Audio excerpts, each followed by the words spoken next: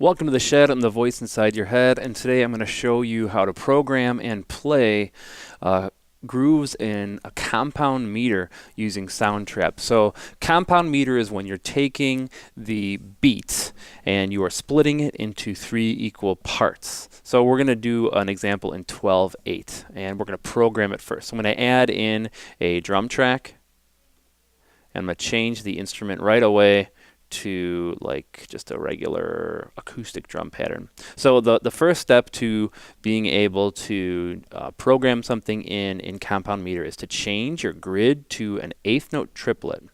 And you're going to get out of this sequencer view because the sequencer only allows you to do things in simple meter.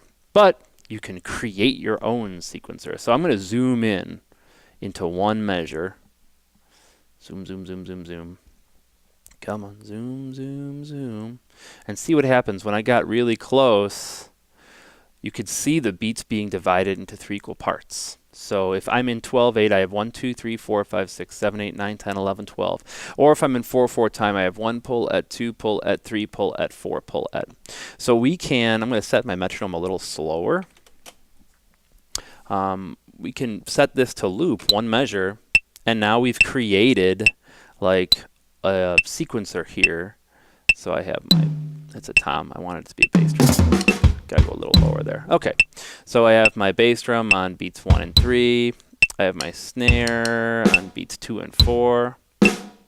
And I'm gonna add in a hi-hat on all of those 8th note triplet subdivisions. Alright, so that is a very simple groove in 12/8. You could get a little farther into 12/8 by changing the grid size to 16th note triplets. See what it did? It split all those 8th note triplet subdivisions in half. And now I can, maybe I want to put in a little skip beat here.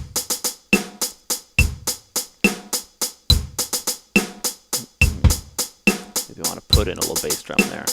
Boom, there you go. It's a nice groove. Now the only bummer to programming in drum beats like this is that you have to go in to make it sound not like a drum machine. You have to go in and manually adjust the velocities for different drums. So what I like to do to save time is just to play the stuff in. So I'm going to get rid of the loop, and you have to practice a little bit. You can use a typing keyboard, but the typing keyboard's not going to allow you to edit velocities. So what I recommend is using a piano keyboard or percussion pads, like an MPC style pad thing. So I'm just going to keep the metronome going and then talk through. I'm going to get my hi-hat going on all the 8th note subdivisions, 8th note triplet subdivisions. You can add a net skip if you want. 2, 3, 4. 1, 2, 3, 4. 1, 2, 3, 4. 1, 2, 3, 4. All right, I feel comfortable. I can play some stuff. Now I'm going to just record a 4-measure drum loop, and I'm going to use the ride cymbal as my subdivision instrument, and I'm going to put a couple skips in.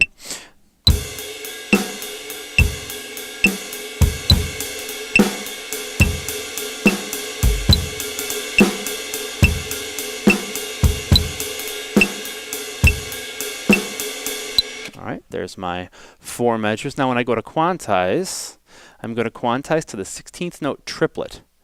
And if I played things relatively in time when we go to playback, there shouldn't be anything that moved over to an unwanted subdivision. Sounds pretty good so far. Alright, that's the easy way that I think to play this stuff in. And when I say easy, I'm talking more about like your time consuming going in and entering stuff in. I just rather play it. And let's do something else. Let's build a song. So bass, let's just do like an acoustic bass. And I'm going to be in the key of B flat. You probably want to see what I'm playing. All right, I'll do a 1 chord to a 6 chord to a 2 to a 5. Sure, why not? And I'm going to link it up with what's going on in the bass drum. 2, 3, 4. Boom.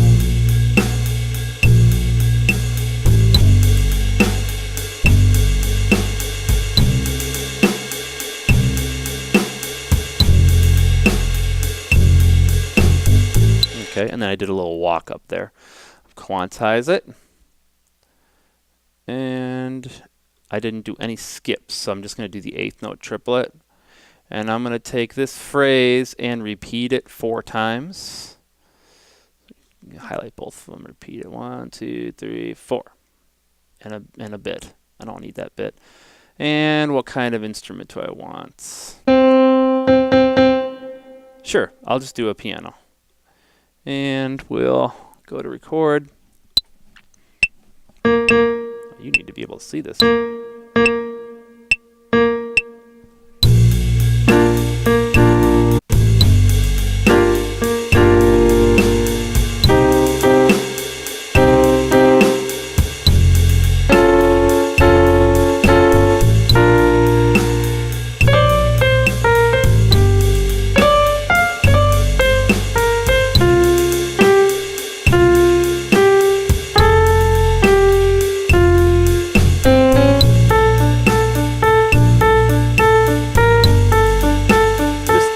Doing whatever.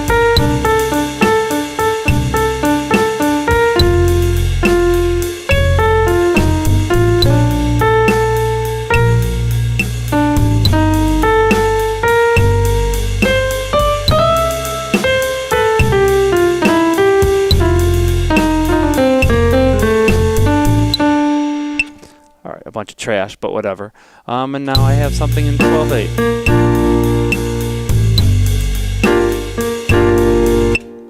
Cool. Hope that helps. See you in the shed.